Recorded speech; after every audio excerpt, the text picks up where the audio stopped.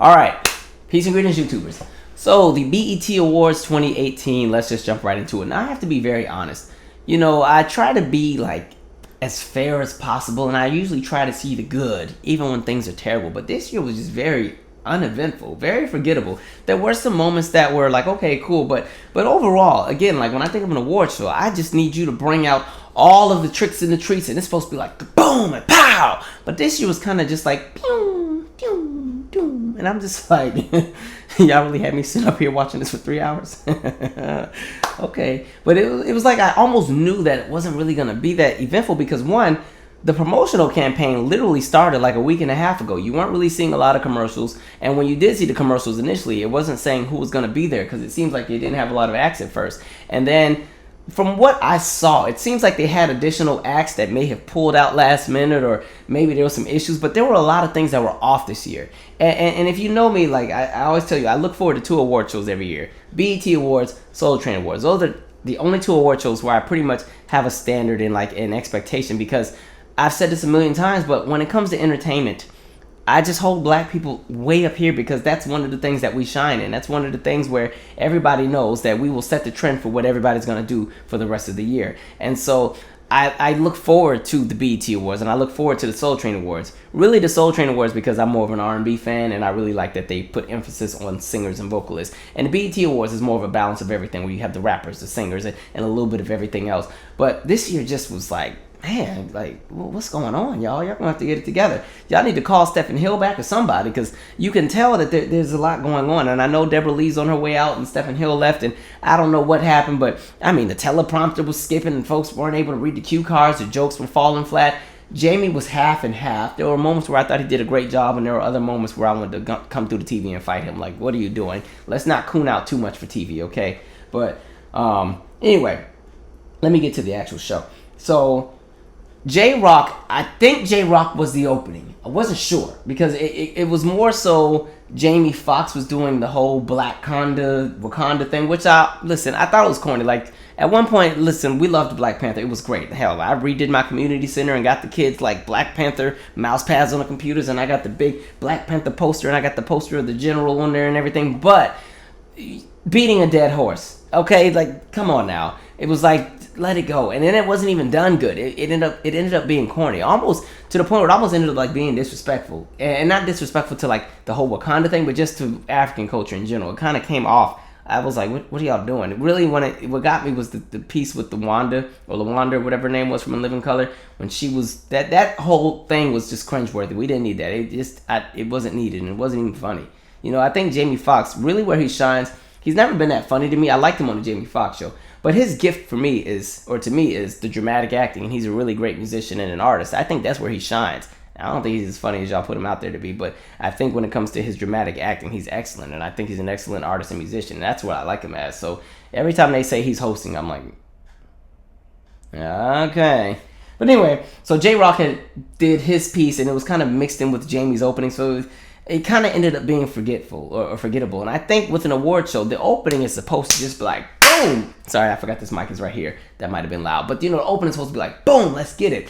You didn't get that. And so I also think award shows, you know, like the first 45 minutes, that's where you need to have a lot of really eventful things going on in order to maintain your audience. Because Sunday at primetime, there's a lot of stuff that comes on TV. So I'm sure by 9 o'clock, they lost a lot of their audience because they didn't really do a good job of keeping you engaged for the first 45 minutes. I always say, put like at least 2 or 3 really, really strong performances right in the beginning to keep people looking forward to more. And then you have some even better performances lined up later down the line. So people, you know, there's anticipation, and there's people that are like, okay, I want to watch. But, you know, they didn't quite do that. Anyway, J. Cole had performed with Daniel Caesar. I would have moved him more to the middle just because a lot of the performances tonight were very mellow. A lot of the material performed was really mellow. And since it was the beginning of the show, I think you still needed something a little bit more up-tempo. But J. Cole did great. Daniel Caesar is always in good voice. So, I mean, I have no complaints about it. The staging was there. J. Cole, somebody told him that it was going to be an award show. So, you know, he actually stepped his game up and gave you an award show performance. I think that's what a lot of these other entertainers dropped the ball. They dropped the ball there where they don't really, you know, there's not a lot of distortion, or there's not really a difference between what they do at a club venue when they perform versus what they do on their tour versus what they do at an award show, you know. So I think he did a great job of trying to give you like an award show theatric vibe with his piece. Let me see. And then Migos performed, and this is what I was talking about, like Migos. So here's the thing with Migos. And by the way, I did think it was entertaining that Yolanda Adams knew all the words to stir fry. I said, yeah, she must be Baptist. But Migos. I put Migos and Future in the same boat, and I say this mainly because, one, I don't really listen to them like that. However, I've been to a concert with both, and they were both at a club. And when I was there, it was the weirdest experience. One, the crowd was super, super hyped. They fed off the energy of the crowd, something with the music making the entire club vibrate, and just the whole vibe of the entire environment. It was actually lit. Like, I really enjoyed both acts. I was like, this is cool. However, that doesn't translate well on an award show stage.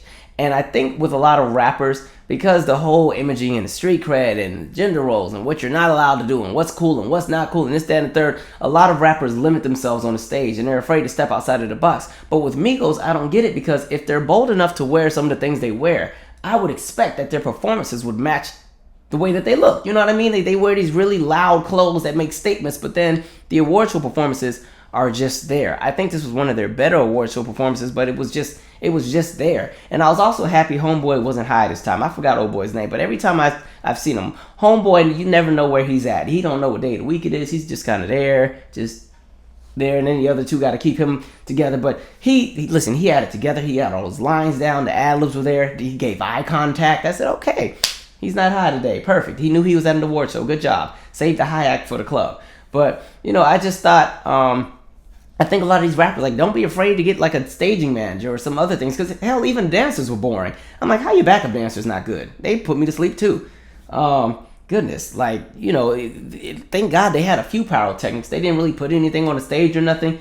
I was like, I need y'all to start stepping it up. Like I said before, I don't remember what video I said, they need to start making some of these acts audition before they get on the show, just so you can set that standard high. Like, the award show, that's the one time you can really present to the general audience, who may not be necessarily your core fan base, what you have to offer. That's when you're supposed to set it off and really, you know, just shake the table, so people are like, okay, I rock with you, let me support you. But, you know, when you just go out there like it's a regular Tuesday, like, oh yeah, we about to do this show real quick, come on y'all,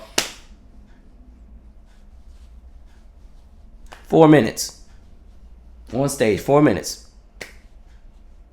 Like, but anyway, Migos, y'all were cool. I do like stir fry. Stir fry knocks, like, it knocks in the car. It used to. It's played out too much now. And then the Walker Like I Talk was all right. But, you know, they weren't bad. It's just, they did what I would expect the Migos to do. But I would just like to see them branch out more. Step outside of the box. Who else? Oh, and then Miguel performed. And again, like, even Miguel was kind of boring this time. It wasn't as eventful. And it was weird because all of the right stuff was there. He had the right band. He had the right material, because, like I said, his last album was really, really good. I wish he would push Told You So a bit more. I think that's a really great single that'll catch on with radio if he pushes it. And, you know, all of that was there, but something just disconnected. And then it didn't help that he looked like he was going to baptism with that white outfit on. I swear that was Janet's outfit that she wore when she got honored a few years earlier, but I'll leave it alone. But something was off about his performance. I said, oh, it was cool. It was just there. And it went into another collection of just performances that were very mellow, and everybody was doing, everything was just here. I'm like, it's the BET Awards. Y'all turn up. What y'all doing? Goodness. And the BET Awards used to actually be really good. Like, I've said this a million times, but I always say that stretch from like 03 to 05, there were some really iconic moments that happened in those years. You had the James Brown tribute with Michael Jackson. Hell, even Beyonce, which I don't even think that was her best performance on the BET Awards, but her dancing on top of her name, you just saw like there was some hunger in her. You knew that this was like, okay, this girl is about to be something serious in a few years. And you saw it with how she, you know, what she did on the stage. She didn't even do that much, but it was like what she put out there and the engagement that she had with the audience and how you saw that she presented everything. You were like, okay, she's going to be something serious later down the line. You know, there were all these iconic moments. I really enjoyed that Shaka Khan tribute they had that year, or the year after. There was just a lot of really great moments. Usher, that was when he was dancing on the slanted stage. That's when Confessions was really big in 04. He had a really good performance and everything like that. Like, there's just all these great moments. So I'm just like, this year, I don't know if I saw any. It may have been the Anita Baker tribute, but we'll get to it. Who else? The guy H.E.R. that performed, I would like to see more of what he has to offer. You know, they went to commercial doing his piece because he wasn't one of the main stage acts. But, you know, I did enjoy what I could hear. So, cool. Then Nicki performed.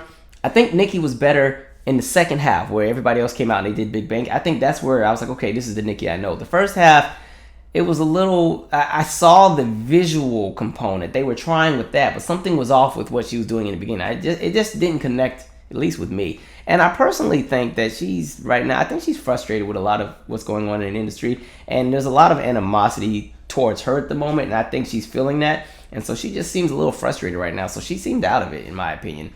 And I think that just stems from the fact that in hip hop, especially with the women all can't coexist. It's either one's on top and the rest are under, or they lose their place on top and they go under and somebody else moves up top. But on the men's side, you can have J. Cole and Drake and Kendrick sitting at the table chilling, and then Big Sean might be invited into the kitchen to help pour some of the drinks, and Wale might be invited just to come into the house and maybe make it in the kitchen. But they can all exist, and it's not you trying to pin 4 against 1 to make one be at top or one fall out. It's not that deep on the men's side, but with the women, they're all pitted against each other. And so I think she's feeling the brunt of that. And I think she might be a little bit frustrated that Cardi's really been given a red carpet welcome and Nicki's not really quite getting that at the moment. And so it seems like she's just frustrated to me. I don't know. But her energy was a lot better when they did Big Bang. And I enjoyed that song with like YG and 2 Chainz and Big Sean. Like, that was actually a fun performance. The energy was better with everybody. It was up tempo. It was upbeat. I think that probably should have been opening. Honestly, like, you needed something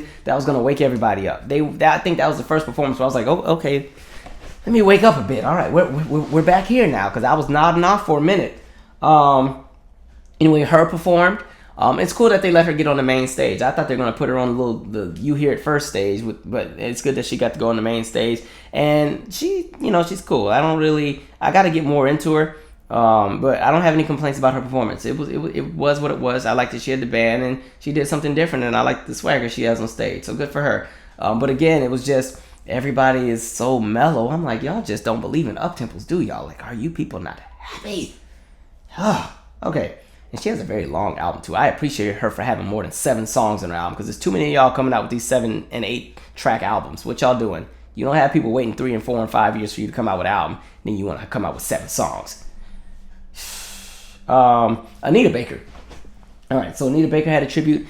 Now, I'm already biased because I've already said my favorite award show tribute period of anybody was Anita Baker's 2010 Soul Train Awards that had Kim, Rochelle Farrell, Tamia, Layla Hathaway, Faith Evans, Chrisette Michelle, Deion Ferris, Guapale, like that. And then, what was it, El Jabbar's?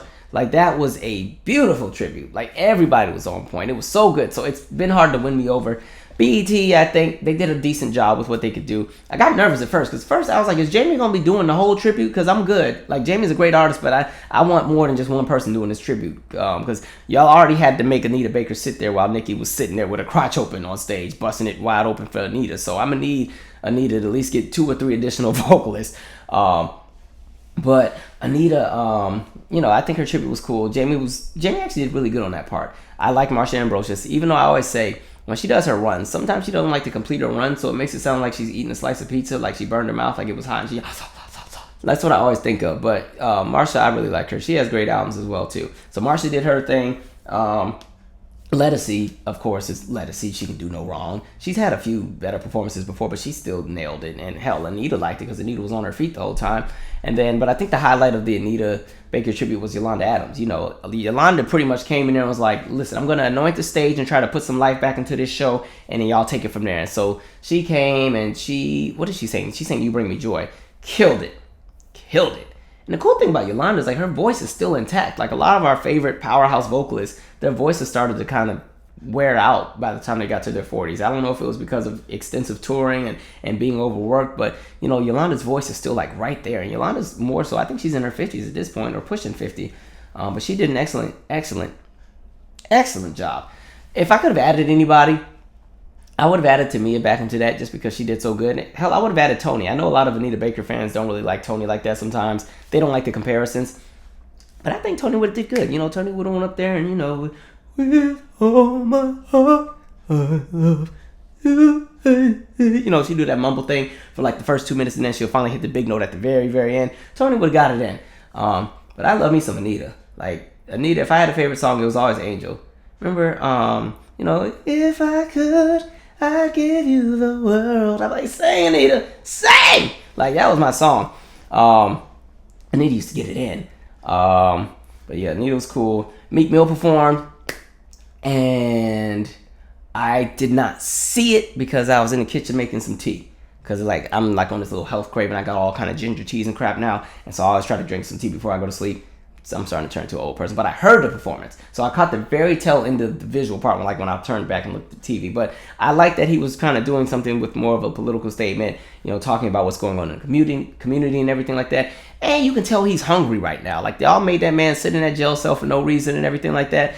And, you know, I think a lot of times when your liberty is taken from you and you're forced to just be with yourself, you become so creative because you're just thinking of all these great things. Because hell, when I'm on a plane and the flight's more than 3 hours, I start thinking about how when I land, I'm going to cure cancer and I'm going to do this. And I'm like, you know, I'm going to come out with another album and I'm going to come out with this and I'm going to do a music video. I'm going to do this. And I'm like, you start thinking all kind of stuff. So I think that's where Meek is right now. Like, Meek is hungry. He's trying to get it back in. So good for him. And like LMA performed, and I don't know if I said this already, but I found it weird that they put her on the little side stage. I would have went ahead and put her on the main stage, mainly because even though she's a new artist, she has probably the biggest R&B hit in a very long time. It's been so long since an R&B song has been in the top 10 on the Hot 100 and does not feature a rapper. So I was like, let her get her moment. Now she does have to be careful. I wonder what the follow-up single is going to be if there's one already out, but you know, good for her. She sounded good, and she reminded me of Amel LaRue, like visually, like just how she looked. She reminded me of Amel LaRue circa like 1995, 96. That's the vibe I got from her. But good for her. It's so interesting to watch how that song just climbed, and I'm like, okay, cool. Because even when I first heard that, I'm like, okay, what is this? Oh, all right, hey, and then it just blew up. Okay, good for her.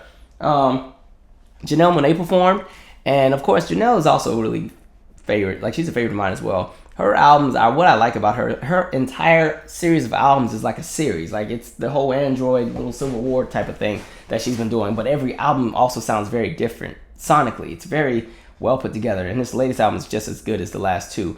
So yeah, check her out when you get a chance. I might have moved her earlier in the show as well. She had all this energy, but by the time she got on, I was so over the show.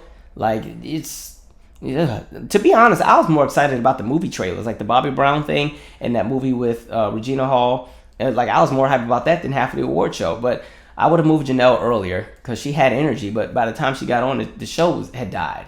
So yeah, but Janelle, she can do no wrong. And then Snoop Dogg, of course, he pretty much closed the show. I couldn't enjoy it because for some reason it went to the middle of commercial during Snoop's performance. You know, he did his nostalgia tracks, and then he was getting ready, you know, he was doing the gospel piece, and then it went straight from gospel back to the Bobby Brown thing. I said, you can't go from Jesus to Bobby Brown. What kind of extreme is that? You got to ease into that. You got to ease into it. But yeah, it just went to commercial, and so hell, I was like, forget it. I'm over this show. Thing was on for 3 hours, and I swear there was only 8 performances. So BET, y'all got to step it up. Do better. I have high expectations for you all. I don't know who's in charge and what's going on now. But, you know, it's okay. We can make up for it this year. I'll give y'all a pass because I still gave y'all so many kudos for that year that you did the Prince tribute, 2016. That was a really, really excellent ceremony. That's pretty much it. What else was I going to say? There was something else about this award show, but oh well, I can't remember. But you know, overall, I think the performances, I don't think there were any actual bad performances. I just think the show just, there was something that didn't connect. It just was off. You know what I mean? It just, the energy wasn't there. They needed more up-tempo performances. They needed, and this honestly could have just been the BET Hip Hop Awards featuring Anita Baker and H.E.R. If they could have just called it that, honestly. But it is what it is. Hopefully, BET, listen, it is now June 25th or 24th, whatever day it is. Y'all got a whole year to get this stuff mapped out and figured out. So all the people that y'all done pissed off, I don't know if y'all done pissed off the Rihanna camp or the Beyonce camp, or I don't think Kanye's invited at the moment, but whoever else y'all done pissed off, get all them camps together and fix whatever y'all fix the camp with Kendrick and everybody y'all got. Get it all fixed. I need a great extravaganza next year, okay? Anyway, I'm out. Subscribe.